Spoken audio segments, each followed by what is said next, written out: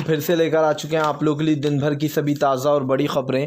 एक एक कर आपको सारी खबरों की जानकारी देंगे आज देश दुनिया में क्या कुछ हो रहा है। दरअसल सबसे पहली जो बिग ब्रेकिंग निकल कर आ रही है, किसानों का मोदी सरकार पर बड़ा हमला। कहा अगर तीनों किसान काले वापस नहीं लिए गए कानून तो दिल्ली को पूरा घेर लिया जाएगा। उसके बाद मोदी सरकार भी अपने घुटनों पर आ जाएगी। जी हाँ, इसके बारे में आपको विस्तार से बताएंगे। वहीं पर दूसरी बिग ब्रेकिंग में हम आपको बताएंगे 50 साल बाद नागपुर से बुरी तरीके से हारी है बीजेपी की सरकार, जिसको लेकर अब बिल बिला रहे हैं अंधभक्त। इसके बारे में आपको विस्तार से बताएंगे। वहीं पर अगली बिग ब्रेकिंग में हम आपको बताएंगे गाजीपुर बॉर्डर पर डटे हुए किसान। जी हां, मोदी सरकार पर बड़ा हमला। कहा मोदी सरकार अगर काले कानून लेना नहीं जानती है तो हम भी किसान हैं, हम भी जो है खेती जोतते हैं, हम भी घुटनों पर लाना जानते हैं। जी हां, इसके बारे में भी आपको विस्तार से बताएंगे। वहीं पर अगली बिग ब्रेकिंग में हम आपको बताएंगे जी न्यूज़ के पत्रकार को दौड़ा दौड़ा कर भगाया गया। रिपब्लिक टीवी, जी न्यूज़, इनके पत्रकारों को आने की अनुमति बिल्कुल नहीं। जी किसान भाइयों का बड़ा ऐलान। कहा जो हमें खालिस्तानी बताते हैं उनको अंदर नहीं आने देंगे। इसके बारे में भी आपको विस्तार से बताएंगे। वहीं पर अगली बिग ब्रेकिंग में हम आपको बताएंगे तेजस्वी यादव का गांधी मैदान के बाहर ही धरना। जी हाँ, दरअसल गांधी मैदान में नहीं करने दिया गया प्रदर्शन, तो बाहर ही बैठकर धरना देने लगे तेजस्वी यादव की और उनकी पार्टी। इसके बारे में भी आपको विस्तार से बताएंगे। वहीं पर अगली बिग ब्रेकिंग में हम आपको बताएंगे शेर की तरह दहाड़े असदुद्दीन ओवैसी। कहा हमारी लहर चली है। जी हाँ, पिछली बार से ज़्यादा सीटें हासिल की हमने। इसके बारे में भी आपको विस्तार से बताएंगे। तो सारी खबरें एक एक कर देंगे। खैर चलिए बढ़ते हैं सबसे पहली और सबसे बड़ी खबर की ओर। दोस्तों दरअसल आप लोग बता दें सबसे पहली जो बड़ी खबर निकल कर आ रही है, सिंधु बॉर्डर पर डटे किसानों का मोदी सरकार पर बड़ा हमला। दरअसल आप लोग बता दें किसानों का साफ कहना कि 3 काले बिल के बिना कोई जो है यहाँ पर बात नहीं होगी। अगर बिल में ज़रा सी बदला बदली की जाती है तो उस पर बात नहीं बनेगी। सबसे पहले तो 3 काले बिल ही वापस लेना होंगे। दरअसल दोस्तों आज भी बैठक चल रही है और बैठक से पहले ही किसानों ने बड़ा हमला बोल दिया मोदी सरकार पर। उनका साफ कहना है कि कोई बात नहीं होगी जब तक कि तीनों काले बिल वापस नहीं लिए जाएंगे। आज 5वीं छठी मुलाकात है और ऐसे में किसानों का गुस्सा लगातार जो है चरम सीमा पर जाता जा रहा है। और मोदी सरकार के खिलाफ आप लोग बता दें अब तो ट्रांसपोर्टरों ने भी बड़ा हमला बोल दिया है, जो कि पूरा भारत 8 तारीख के दिन बंद होने वाला है। ऐसे में अर्थव्यवस्था जो है देश की वो और भी ज़्यादा बिगड़ने वाली है। खैर चलिए हम बढ़ते हैं एक और अगली बिग ब्रेकिंग की तरफ। बता दें आप लोग अगली जो बड़ी खबर निकल कर आ रही है, जी न्यूज़ के पत्रकारों को दौड़ा दौड़ा कर भगाया किसान भाइयों ने। दरअसल आप लोग बता दें जी न्यूज़ के जो पत्रकार है वो पहुंचे थे अपनी रिपोर्ट कवर करने। ऐसे में आप लोग बता दें जी न्यूज़ के पत्रकारों को दौड़ा दौड़ा कर भगाया गया। जी हाँ, क्योंकि अगर एक तरीके से देखा जाए तो जो भी वहां पर पत्रकार जा रहे हैं जी न्यूज़ के, सुधीर चौधरी जो कि लगातार किसान भाइयों को आतंकवादी बता रहा है, खालिस्तानी बता रहा है, उसको लेकर गोदी मीडिया का गुस्सा फूटा और गोदी मीडिया की रिपोर्टर यानी कि जी न्यूज़ के रिपोर्टर को, एक लड़की थी एक मेल रिपोर्टर थे, उन दोनों को दौड़ा दौड़ा कर भगाया गया।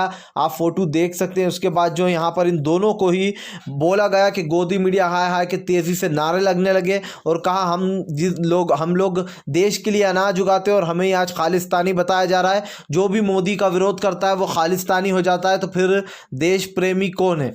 खैर चलिए हम बढ़ते हैं एक और अगली बिग ब्रेकिंग की तरफ। बता दें आप लोग अगली जो बड़ी खबर निकल कर आ रही है, किसान डटे बॉर्डर पर तो तेजस्वी यादव गांधी मैदान के बाहर ही दे डाला धरना। दरअसल आप लोग बता दें आज आरजेडी ने पहले ही ये ऐलान कर दिया था कि आज वो किसानों के समर्थन में जो है यहाँ पर रैली निकालने वाले हैं और गांधी मैदान के अंदर गांधी जी के सामने ये सब वहाँ पर धरना दे के बैठने वाले थे। लेकिन आरजेडी को गांधी मैदान के अंदर घुसने नहीं दिया, जिसका वो ये निकला कि तेजस्वी यादव ने बाहर ही धरना देना शुरू हो गया। जी हां दोस्तों आप लोग बता दें तेजस्वी यादव का पहले से ही किसानों को फुल समर्थन है। सबसे बड़ी बात यह कि बिहार की सबसे बड़ी पार्टी आरजेडी बन चुकी है, क्योंकि सबसे ज़्यादा वोट अगर किसी को मिले थे तो वो आरजेडी थी। हालांकि इन पिन पौने 3 कर आरजेडी को जो थोड़े से वोटों से हरा दिया गया, लेकिन आरजेडी अभी भी बिहार की सबसे बड़ी पार्टी है। सबसे बड़ी बात यह कि आज तेजस्वी यादव किसानों के साथ खड़े हुए हैं। ये वही मोदी सरकार है जो कि कहती थी कि एक देश एक सब्जी मंडी, और उस नारे को भी तेजस्वी यादव ने दोहराते हुए मोदी सरकार पर अपना हमला बोला। कहा आज किसानों की एमएसपी गायब कर दी गई है, मुंह से कहने से एमएसपी नहीं मिलती है। मोदी सरकार ने मुंह से काफ़ी वादे करे थे, 1 करोड़ नौकरियां देने का वादा किया था, वो आज तक पूरा नहीं हुआ। दोस्तों भले ही यहाँ पर कई जगहों पर ये लोग, ये जो गोदी मीडिया, ये आपको सिर्फ ये बताती है कि हैदराबाद में जैसे कि ज़्यादा सीटें मिल गई मान लो बीजेपी को, तो गोदी मीडिया ने तारीफ़ें करना शुरू कर दिया। लेकिन जहाँ जहाँ बीजेपी हारी है वो मैं आपको बताऊंगा। और बीजेपी के बारे में एक भी बार किसी ने ये नहीं बताया कि वो 50 साल बाद कैसे उसकी धज्जियाँ उड़ी हैं। जी, अगाड़ी पार्टी ने कैसे धज्जियाँ उड़ाई हैं, इसके बारे में भी फिलहाल बात करेंगे। लेकिन सबसे पहली बात यह कि आज तेजस्वी यादव ने जिस तरीके से किसानों के समर्थन में बाहर ही गांधी मैदान के बाहर धरना दिया हुआ है, इसको लेकर सांसें फूल रही हैं नीतीश की। खैर, चलिए हम बढ़ते हैं एक और अगली बिग ब्रेकिंग की तरफ। बता दें आप लोगों को, उत्तर प्रदेश में लव जिहाद के नाम पर फिर से राजनीति तेज। दरअसल आप लोग बता दें, एक लड़का और लड़की की शादी हो रही थी, दोनों की अपनी मर्जी से। जी हाँ, बता दें दोस्तों, दरअसल लड़का जो है यहाँ पर मुसलमान है, लड़की हिंदू है, दोनों अपने फैमिली की मर्जी से शादी कर रहे थे, दोनों की फैमिलीज राजी थी। उसके बावजूद एक हिंदू संगठन जो है वो वहाँ पर आ धमका और उनका कहना था कि इन्होंने SDM से DM से जो है यहाँ पर इसकी वो नहीं दी जानकारी, और 2 महीने बाद शादी होती है। और यहाँ पर ये दोनों हिंदू मुसलमान दोनों धर्म से शादी करने वाले थे, यानी कि दोनों धर्म से शादी होने वाली थी दोनों की, तो इनको क्या आपत्ति थी। यानी कि फिर से एक बार हिंदू मुसलमान शुरू हो गया बीजेपी का, और बीजेपी वालों की सबसे बड़ी औकात ये है। और अगर आप ज़्यादातर देखेंगे उत्तर प्रदेश की, जहाँ पर UP सरकार है, वहाँ पर तो कुछ ज़्यादा ही लव जिहाद और जैसी बकवास चीज़ें चलती हैं। जो कि ये कानून लाया गया है, इसको तत्काल में रद्द होना चाहिए। इसके खिलाफ याचिका भी दायर की गई है, क्योंकि कोई किसी की निजी जिंदगी में घुस नहीं सकता है, उनका अपना फैसला है। एक तरफ किसान भाई मर रहा है और दूसरी तरफ बीजेपी के लोगों को लव जिहाद जैसी फालतू चीज़ की पड़ी है, जबकि ये लव जिहाद जैसी कोई चीज़ होती ही नहीं है। खैर, चलिए हम बढ़ते एक और अगली बिग ब्रेकिंग की तरफ। बता दें आप लोगों को अगली जो बड़ी खबर निकल कर आ रही जी, कांग्रेस में जश्न तो बीजेपी में सन्नाटा। दोस्तों, पिछले 50 साल बाद बीजेपी का पत्ता कट गया है नागपुर से। जी हाँ, जहां पर एक तरफ आप लोग बता दें, एक तरफ तो महाराष्ट्र में केवल 1 सीट मिली है जो है यहाँ पर फडणवीस को, तो वहीं दूसरी तरफ अगाड़ी पार्टी ने 4 सीटें हासिल की है। सबसे बड़ी बात यह है कि 50 साल बाद नागपुर में भी हार गई बीजेपी की सरकार, वो भी बहुत ही बुरी तरीके से। और वहीं पर बात की जाए तो अखिलेश यादव ने भी अपना झंडा लहरा दिया और अखिलेश यादव के सामने भी बीजेपी हार गई। तो ये जिस तरीके से यहाँ पर बीजेपी की सरकार की जगह जगह हार हुई है, ये एक भी गोदी मीडिया ने आपको नहीं बताया। इसका मेन रीज़न यही है कि वो अच्छे से जानते कि अगर बीजेपी की कहीं भी बुराई हुई तो लोगों के दिमाग और दिलों से बीजेपी उतरने लगेगी, और ऐसे में लोगों को बड़ा झटका भी लगेगा। इसीलिए किसी भी आप जाकर देख लीजिए, कोई भी एक गोदी मीडिया ने नहीं चलाया है कि बीजेपी कहां कहां से हारी है। सिर्फ NDTV ने डाला था ये, और NDTV के माध्यम से जो है बताया गया था। लेकिन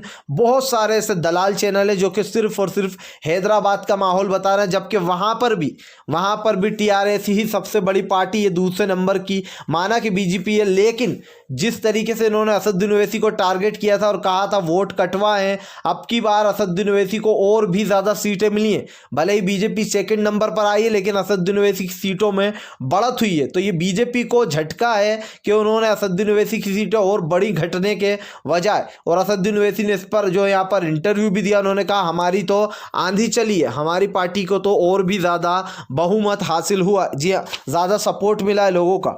तो इस तरीके से यहाँ पर अगर देखा जाए तो सीमांचल में 5 सीटें हासिल की थी। ऐसे तो बीजेपी को पटक नहीं दे दी थी असदुद्दीन ओवैसी ने।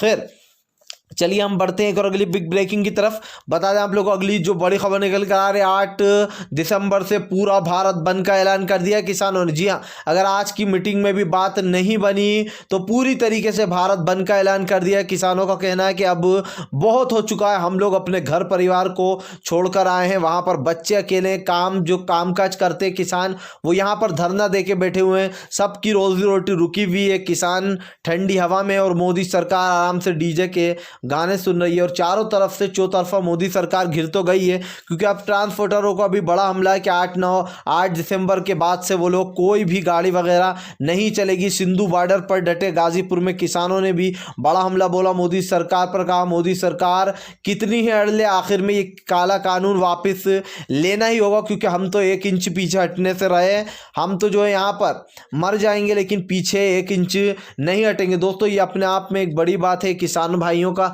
जज्बा है जो कि दिखाई दे रहा है। जिस तरीके से उन्होंने बताया कि वो 1 इंच भी हटने को तैयार नहीं है, यह अपने आप में एक बड़ी बात हो जाती है, क्योंकि किसानों को लेकर हमेशा ही ये बात कही जाती है कि किसान इस देश के लिए अन्न उगाता है, और आज जिसका अन्न मोदी सरकार खा रही है उन्हीं को ठग भी रही है। खैर, चलिए हम बढ़ते हैं एक और अगली बिग ब्रेकिंग की तरफ। बता दें आप लोगों को, अगली जो बड़ी खबर निकल कर आ रही है, राहुल गांधी का मोदी सरकार पर बड़ा हमला। कहा किसानों की नहीं सुनी तो किसान भी नहीं सुनेगा आने वाले समय में मोदी सरकार की। दरअसल दोस्तों, जिस तरीके से अपने यार दोस्त पूंजीपति यारों को अमीर बनाया जा रहा है, उसको लेकर मोदी सरकार की अब पोल खुलती हुई नजर आ रही है। कैसे जो है यहाँ पर इन काले कानूनों में कुछ लोगों का ग्रुप है जो कि साथ देता है। एक तो गोदी मीडिया, दूसरा कंगना रनावत जैसे घटिया एक्टर जो कि किसान भाइयों को खालिस्तानी बताते हैं और बताते हैं कि 100 रुपए में बैठ रहे हैं। जिसके चलते आप लोग बता दें, एक सुधीर चौधरी जी न्यूज़ का है, उसने एक यहाँ पर पोस्ट शेयर की थी कि एक किसान की गाड़ी पर लिखा था हम खालिस्तानी जिंदाबाद के नारे लग रहे थे, और उसकी ट्रैक्टर पर जो बंदूक बनी हुई थी, इस तरीके का ट्रैक्टर था जो खालिस्तानियों से बच कर रहे हैं हमारे किसान भाई। अब आप सोच लीजिए कि लोग अपने ट्रैक्टर पर न जाने क्या क्या बनवाते हैं, और ये जो है यहाँ पर इस बात को पकड़कर बैठ गया। भाई उनका ट्रैक्टर है, कुछ भी बनवाएंगे, उस चीज़ को उससे क्यों जोड़ रहा है ये। खैर, अगर आप भी शांतिपूर्ण ढंग से पीएम की इन सभी गलत नीतियों का दिल से विरोध करते हो और आप मानते हो कि यहाँ पर पीएम मोदी के इन सभी काले कानून को वापस होना चाहिए, तो इस वीडियो को ज़्यादा से ज़्यादा शेयर करिए और वीडियो को ज़्यादा से ज़्यादा लाइक करिए, ताकि हमारा आपके लिए ऐसे ही वीडियो लाते रहें। और अगर आप भी जो यहाँ पर गोदी मीडिया से बचकर रहना चाहते हैं तो हमारे चैनल को ज़रूर सब्सक्राइब कीजिएगा, क्योंकि हम एक ऐसे निष्पक्ष पत्रकार हैं जो कि आप तक सिर्फ सच और सच पहुंचाने की कोशिश करते हैं। तो हम मिलेंगे आपसे नेक्स्ट वीडियो में, तब तक के लिए वंदे मातरम जी।